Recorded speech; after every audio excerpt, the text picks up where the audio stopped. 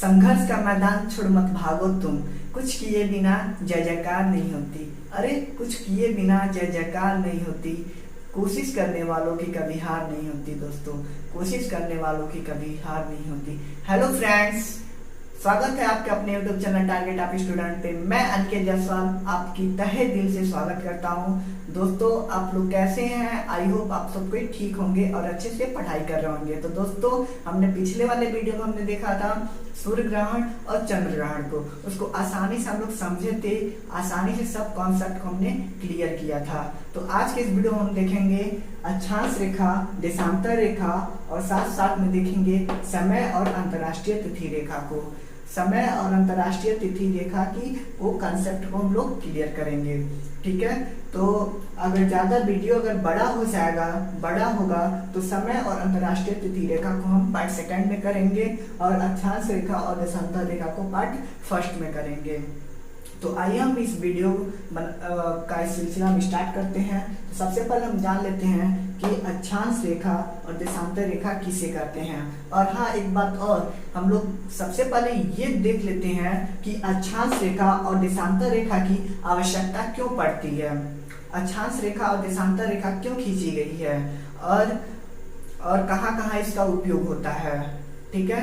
अक्षांश रेखा किसे कहते हैं और देशांतर रेखा किसे कहते हैं, हम लोग आज की इस वीडियो में देखेंगे, ठीक है। तो सबसे पहले हम लोग जान लेते हैं कि जो रेखा खींची गई है, अक्षांश रेखा और देशांतर रेखा, ये कोई वास्तविक रेखा नहीं है, ये काल्पनिक रेखा है। ये वास्तव में रेखा नहीं खींचा गया है, ये कल्पना करके खींचा गया है, काल्पनिक रेखा है ये, ठीक है। तो अब सवाल उठता है कि अक्षांश रेखा और देशांतर रेखा की आवश्यकता क्यों पड़ती है। तो आइए हम ऐसे समझते हैं कि अगर कोई आतंकवादी है और हम लोग बहुत पावरफुल हैं हम लोग, और आतंकवादी कोई है, हम लोग का उसका पता नहीं है, हम लोग कहाँ पे है वो आतंकवादी। कहीं से हमको पता चल जाता है कि आतंकवादी जो है वो 50 डिग्री अक्षांश रेखा पे है, 50 डिग्री अक्षांश रेखा और 70 डिग्री, ये सपोज कीजिए कि ये 70 डिग्री देशांतर रेखा है, ये 70 डिग्री देशांतर रेखा है, ये 50 डिग्री अक्षांश रेखा है। तो कहीं से पता चल जाता है कि 50 डिग्री अक्षांश रेखा और 70 डिग्री देशांतर रेखा के मिलन बिंदु पे है, जहाँ पे 50 डिग्री अक्षांश रेखा और 70 डिग्री देशांतर रेखा है, वहां पे आतंकवादी है। तो हम लोग क्या करते हैं, वहां पे एक मिसाइल तैयार करते हैं, उसमें कुछ कंप्यूटराइज करते हैं, उसको लोकेट करते हैं, और जब हम लोग मिसाइल छोड़ते हैं तो उसके सिर पे ठीक सिर पे जाकर गिरता है। तो ऐसे आप समझ सकते हैं कि अक्षांश रेखा और देशांतर रेखा की आवश्यकता क्यों पड़ी है। तो पृथ्वी पे किसी भी स्थान, किसी भी जगह को आसानी से लोकेट किया जा सकता है अक्षांश और देशांतर रेखा की सहायता से, ठीक है, क्लियर। जो हमारा पृथ्वी है वो बहुत ही विशाल ग्रह है हमारी पृथ्वी, और विशाल ग्रह पे किसी भी स्थान या जगह को सही चिन्हित करने के लिए अक्षांश रेखा और देशांतर रेखा का प्रयोग किया जाता है, क्लियर। अब हम लोग समझेंगे अक्षांश रेखा किसे कहते हैं और देशांतर रेखा किसे कहते हैं। आइए हम इसे समझते हैं। और हाँ, एक बात और बता देता हूँ कि ये जो रेखा खींची गई है, ये जो उत्तरी ध्रुव से दक्षिणी ध्रुव तक खींची गई है रेखा, ये देशांतर रेखा है। और जो पूर्व से पश्चिम रेखा खींची गई है विषुवत रेखा के समांतर, ये 0 डिग्री जो है ये इक्वेटर है, विषुवत रेखा को हम भूमध्य रेखा भी कहते हैं। ये जो अक्षांश रेखा है पूर्व से पश्चिम की ओर जो खींची गई है वो विषुवत रेखा के समांतर खींची गई है, इसे हम अक्षांश रेखा कहते हैं। और ये जो उत्तरी ध्रुव से लेकर दक्षिणी ध्रुव तक रेखा खींची गई है, ये देशांतर रेखा है। यानी ऊपर से नीचे जो रेखा होती है वो देशांतर रेखा होती है, और पूर्व से पश्चिम जो रेखा खींची गई है विषुवत रेखा के समांतर, इसे हम अक्षांश रेखा कहते हैं। आइए हम इसे और आसानी से कॉन्सेप्ट को हम लोग क्लियर करते हैं, इसको डिटेल में हम लोग पढ़ते हैं। अक्षांश रेखा को, अक्षांश रेखा, अक्षांश रेखा, इसको हम रफ कर लेते हैं। ये समय और अंतर्राष्ट्रीय तिथि रेखा को हम लोग सेकंड पार्ट में ही देखेंगे, वीडियो ज़्यादा बड़ा हो जाएगा। अक्षांश रेखा क्या होती है हम लोग इसे समझते हैं, ठीक है। और हाँ, एक बात और मैं बताना भूल गया था शुरू में कि अगर आप लोग जियोग्राफी पढ़ना चाहते हैं, अच्छे से सब समझना चाहते हैं, तो आप अपने रूम में या अपने पास एटलस या अपने रूम में इंडियन मैप और फिजिकल मैप, ये दो मैप आती हैं, इसको आप लोग अपने रूम में टांग लीजिएगा। जो इंडियन मैप होता है वो किसी देश की सीमा और राज्य की सीमा को बताता है, और जो फिजिकल मैप होता है उसमें पर्वत, पठार, नदियां इत्यादि को दर्शाया गया होता है, ठीक है। तो आप अगर ज्योग्राफी पढ़ना चाहते हैं, अच्छे से सब कॉन्सेप्ट को क्लियर करना चाहते हैं, अच्छे से समझना चाहते हैं ज्योग्राफी को, तो आप लोग इंडियन मैप और ज्योग्राफी मैप को, इंडियन मैप और फिजिकल मैप को अच्छे से मतलब ले लीजिएगा, और एटलस को साथ में भी ले लीजिएगा, और अपने रूम में उसको इंडियन मैप को और फिजिकल मैप को टांग दीजिएगा, तभी आपको ज्योग्राफी समझ में आ सकता है, ठीक है। तो अब हम लोग देखते हैं कि अक्षांश रेखा किसे कहते हैं, इसको हम समझते हैं। ये हम लोग का ग्लोब है, पृथ्वी है। ये जो रेखा है ये इक्वेटर है, 0 डिग्री विषुवत रेखा,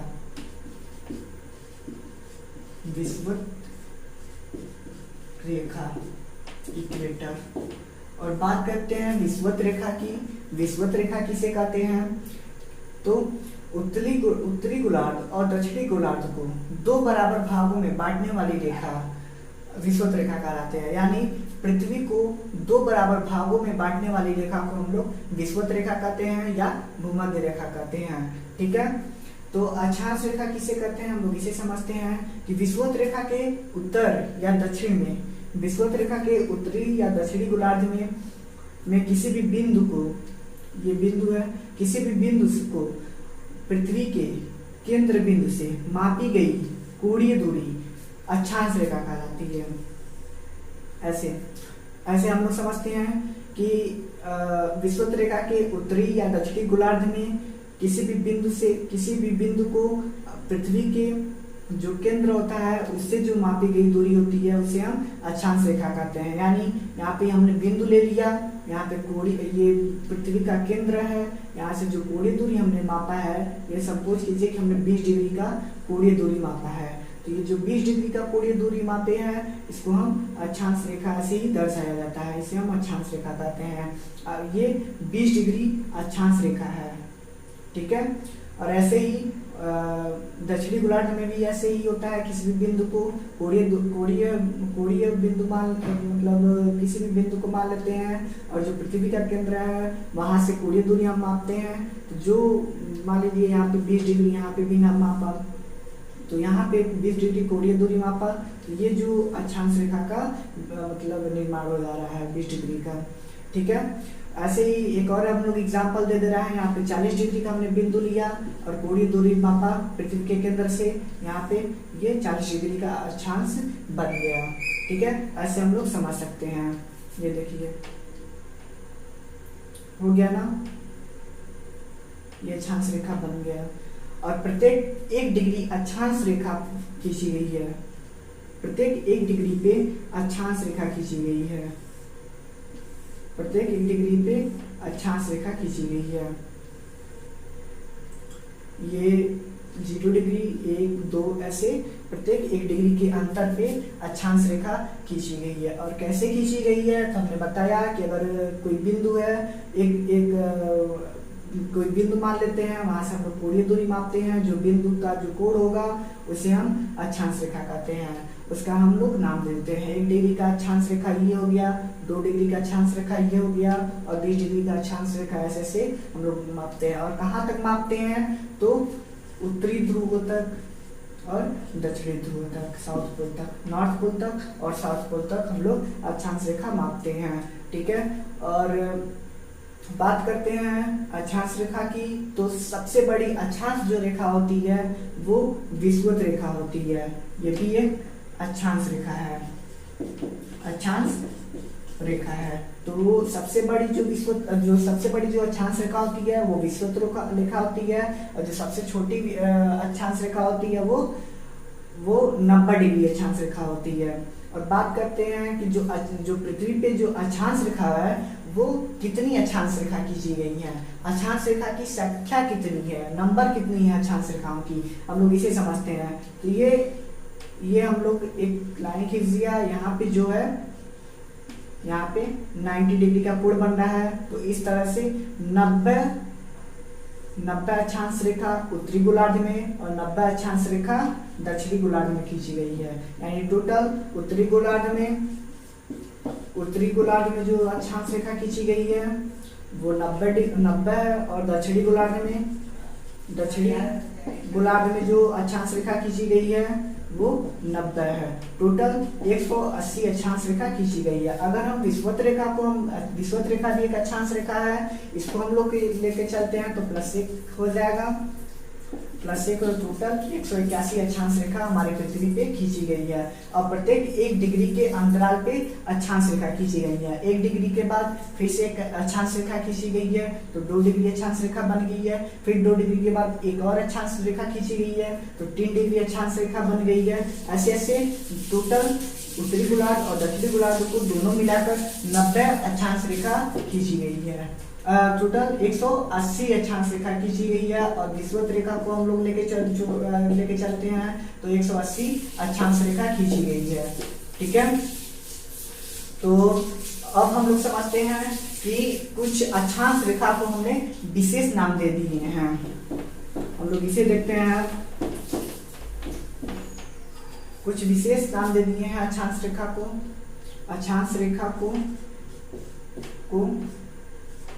कुछ विशेष नाम दे दिए हैं। ठीक है, ये हमारी पृथ्वी है।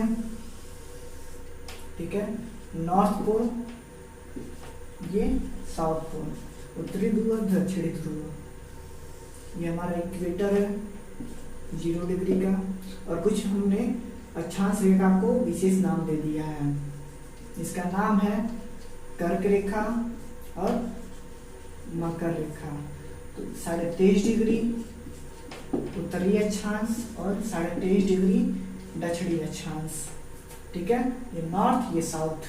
तो 23.5 डिग्री उत्तरी अक्षांश को हमने कर्क रेखा कहते हैं, और 23.5 डिग्री दक्षिणी अक्षांश को हम मकर रेखा कहते हैं। हम इसे विशेष नाम इसलिए दिए हैं क्योंकि हम लोग इसके पिछले वाले चैप्टर में हम लोग पढ़े थे पृथ्वी की गतियां, एक चैप्टर है, उस पर हमने वीडियो बना दिया। अगर आपने उस वीडियो को नहीं देखा है तो देख लीजिएगा। अगर वो वीडियो आप लोग देख ले रहे हैं तो मौसम की परिवर्तन और दिन रात कैसे होती है उसको अच्छे से समझ लेंगे, और इसे भी आप समझ लेंगे अच्छे से। तो अगर आपने वो वीडियो नहीं देखा है तो देख लीजिएगा।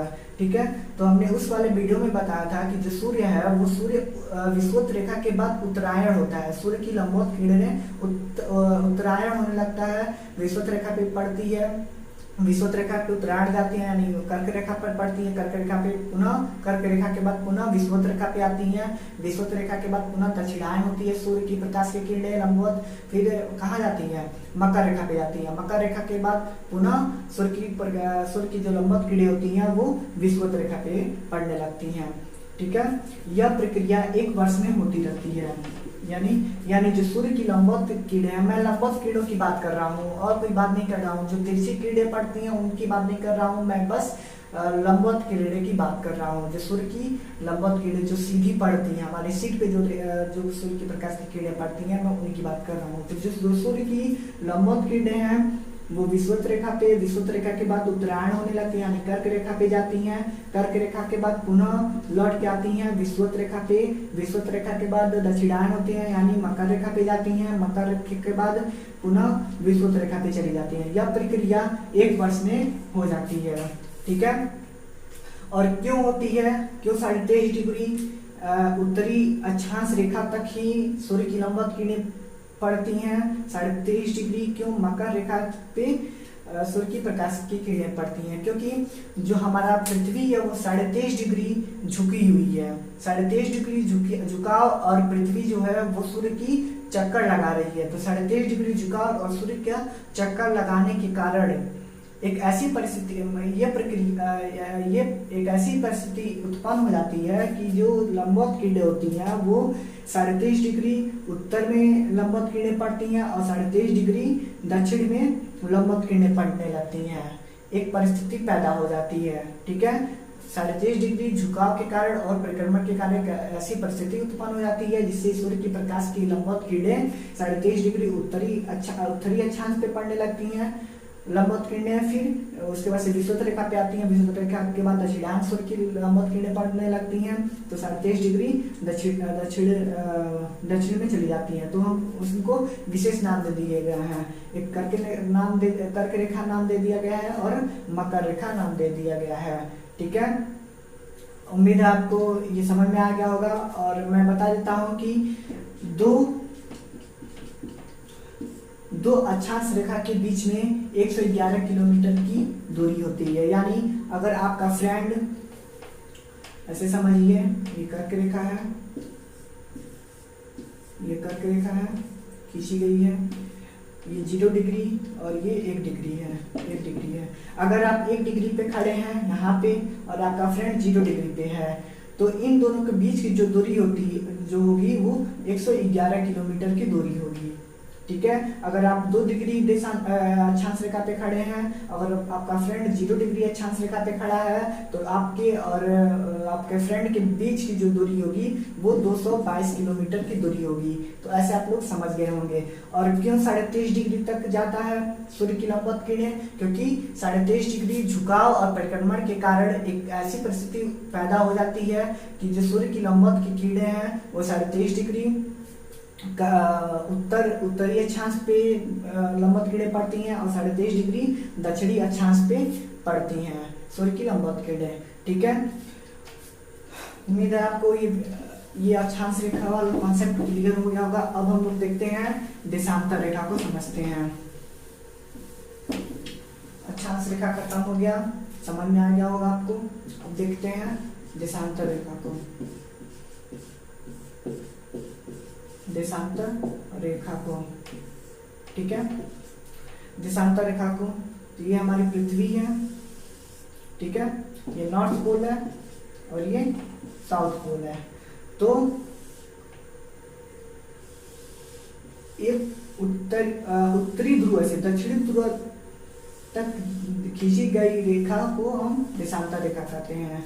यानी उत्तर से दक्षिण, उत्तरी ध्रुव से दक्षिणी ध्रुव तक खींची गई रेखा को हम देशांतर रेखा कहते हैं। उत्तरी ध्रुव से रेखा खींची जाती है और दक्षिणी ध्रुव पे जाके समाप्त हो जाती है देशांतर रेखा, ठीक है। और देशांतर रेखा,